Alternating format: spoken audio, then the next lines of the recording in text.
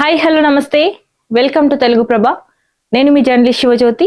ఈ రోజు మనం తెలుగు ప్రభ న్యూస్ పేపర్ లోని ముఖ్యాంశాలు చూద్దాం. ఇది చిల్లర ప్రభుత్వం, తెలంగాణను పెంట కుప్పగా మార్చేశారు, రైతుల పరిస్థితి ఆందోళనకరంగా ఉంది అంటూ కూడా బీఆర్ఎస్ పార్టీకి ఆత్మ పరిశీలన అవసరం అంటూ కూడా బీఆర్ఎస్ అధినేత కేసీఆర్ వ్యాఖ్యానించారు.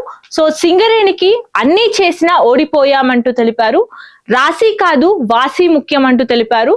కొందరిలో అహంకారం ఇంకా తగ్గలేదు అంటూ కూడా తెలిపారు. పార్టీ ఆవిర్భావ వేడుకల్లో గులాబీ బాస్ కేసీఆర్ వ్యాఖ్యానించారు. క్రియాశీలంగా ఉన్న వారికే టికెట్లు ఇస్తామంటూ కూడా తను స్పష్టం చేశారు. పార్టీ పునర్వ్యవస్థీకరణకు సంకేతాలు ఇచ్చారు. సో రాష్ట్ర కమిటీ మినహా మిగతా కమిటీలన్నింటినీ రద్దు చేసినట్టు తెలుస్తుంది. సభ్యత్వ నమోదు, శిక్షణ కార్యక్రమాలకు శ్రీకారం చుట్టారు. ఆన్లైన్ ఆఫ్లైన్ విధానాల్లో పార్టీ సభ్యత్వం నమోదు చేసుకోనున్నారు. రేవంత్ పోవాలి, కేసీఆర్ రావాలి అంటూ కూడా ఎమ్మెల్యే హరీష్ రావు వ్యాఖ్యానించారు. ఇక్కడ కేసీఆర్ ను మళ్ళీ సీఎం చేయాలి అంటూ కూడా బీఆర్ఎస్ వర్కింగ్ ప్రెసిడెంట్ కేటీఆర్ వ్యాఖ్యానించారు.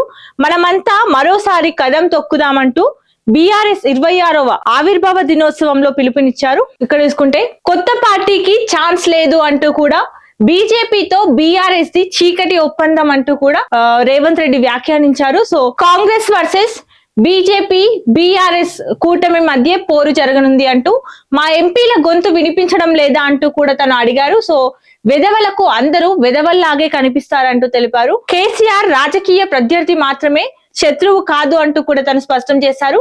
మాజీ సీఎం ఫామ్ హౌస్ నుంచి బయటకు రావాలి అంటూ తెలిపారు. అప్పుడే రాష్ట్రంలో ఏం జరుగుతుందో తెలుస్తుంది అంటూ కవిత ఆరోపణలకు ఆమె తండ్రి సమాధానం చెప్పాలి అంటూ కూడా ఫోన్ ట్యాపింగ్ కేసు త్వరలోనే కొలిక్కి రావాలి అంటూ కూడా తను తెలిపారు. సో కాళేశ్వరంపై సిబిఐ విచారణను అడ్డుకోవడానికి హరీష్ ఢిల్లీకి వెళ్లారు అంటూ బీజేపీ శిఖండి రాజకీయాలను మానుకోవాలంటూ శాసన మండలిలో మీడియాతో ముఖ్యమంత్రి రేవంత్ రెడ్డి వ్యాఖ్యానించారు. బీఆర్ఎస్ కు ఫ్యూచర్ లేదు అంటూ కూడా తను తెలిపారు. ఇక్కడ చూసుకుంటే కాళేశ్వరంపై తక్షణ విచారణ అవసరం అంటూ సిబిఐకి లేఖ రాయాలని సీఎం ఆదేశాలు జారీ చేశారు.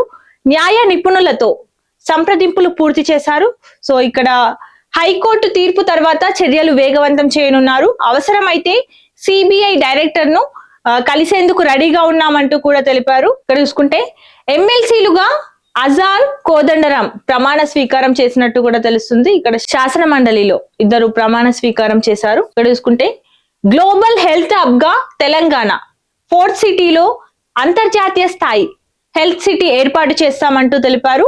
ఎయిర్పోర్ట్ నుంచి ఆసుపత్రులకు గ్రీన్ ఛానల్ సదుపాయం అందించనున్నారు. కోవిడ్ వ్యాక్సిన్ ఉత్పత్తిలో మన రాష్ట్రానిదే కీలక పాత్ర అంటూ కూడా ఇక్కడ సీఎం రేవంత్ రెడ్డి తెలిపారు. సో రాష్ట్రంలో పెట్టుబడులకు పూర్తి భద్రత, గ్లోబల్ ఇన్వెస్టర్లకు పిలుపు ఇచ్చినట్టు తెలిపారు. సో అపోలో హాస్పిటల్ ప్రారంభోత్సవంలో సీఎం రేవంత్ రెడ్డి పాల్గొని అందులో భాగంగా ఈ విషయాలపై వ్యాఖ్యానించారు. ఇక్కడ చూసుకుంటే త్వరలోనే నామినేటెడ్ పదవులు, ప్రతి ఒక్కరూ అంకిత భావంతో పని చేయాలి అంటూ కూడా పిసిసి అధ్యక్షుడు మహేష్ కుమార్ గౌడ్ తెలిపారు. కాంగ్రెస్ మరోసారి అధికారంలోకి రావాలంటూ కూడా పిలుపునిచ్చారు. క్షేత్రస్థాయిలో పార్టీ పటిష్టంగా ఉండాలని తను స్పష్టం చేశారు. ఇక్కడ చూసుకుంటే కలెక్టర్లకు అదనపు బాధ్యతలు, ఇందిరమ్మ ఇళ్లపై విస్తృత అధికారాలు, సాదా బైనామాలపై ఆర్డీఓలదే తుది నిర్ణయం, తహసీల్దార్ కార్యాలయాలకు కొత్త భవనాలు, ప్రతి జిల్లా కేంద్రంలో సబ్ రిజిస్టర్ ఆఫీస్, రెవెన్యూ గృహ నిర్మాణ శాఖ మంత్రి పొంగులేటి శ్రీనివాస్ రెడ్డి స్పష్టం చేశారు. ఇక్కడ చూసుకుంటే బెంగాల్ సమరంలో ఆఖరి అంకం, ముగిసినది తుది విడత ఎన్నికల ప్రచారం, బీజేపీ టీఎంసీ మధ్య పరస్పర ఆరోపణల వర్షం, బుధవారమే 142 స్థానాలకు పోలింగ్ జరిగింది. మే 4న ఫలితాలు వెల్లడి కానున్నాయి. 33,688 కోట్లతో సమ్మర్ యాక్షన్ ప్లాన్ తీసుకోనున్నట్టు తెలుస్తుంది. పల్లెల్లో నీటి ఎద్దడి నివారణకు పటిష్ట చర్యలు చేపట్టారు. సో మిషన్ భగీరథకు మరమ్మతులు, ప్రతి మనిషికి నిత్యం 100 లీటర్ల నీరు అందించడమే లక్ష్యంగా పెట్టుకుంది ప్రభుత్వం. ఒకవైపు మండుతున్న ఎండలు, మరోవైపు తాగునీటి కొరతతో తెలంగాణ పల్లెల్లో ప్రజలు తీవ్ర ఇబ్బందులు ఎదుర్కొంటున్నారు. ఎండిపోయిన బావులు, అడుగంటిన బోర్లు, ఖాళీ చెరువులతో నీటి కోసం ప్రజలు తంటాలు పడుతున్న నేపథ్యంలో ప్రభుత్వం సమ్మర్ యాక్షన్ ప్లాన్ 2026 ను రూపొందించి సమస్య పరిష్కారానికి చర్యలు ప్రారంభించింది. గ్రామీణ ప్రాంతాల్లో ప్రతి వ్యక్తికి రోజుకు 100 నుంచి 150 లీటర్ల మంచినీరు అందించాలనే లక్ష్యంతో గ్రిడ్ల ద్వారా నీటి సరఫరాను మెరుగుపరుస్తున్నారు. పాడైన బోర్లు మరమ్మతులు, కొత్త బోర్ల తవ్వకం, అవసరమైన చోట ట్యాంకర్లు ద్వారా నీటి సరఫరా వంటి చర్యలు చేపడుతున్నట్టు తెలుస్తుంది. ఇక్కడ చూసుకుంటే యుద్ధాన్ని ఆపేందుకు రష్యా దౌత్యాస్త్రం, పుతిన్ తో ఇరాన్ విదేశాంగ మంత్రి భేటీ అయ్యారు. సో ఇజ్రాయెల్ తో చర్చలకు హెజ్బొల్లా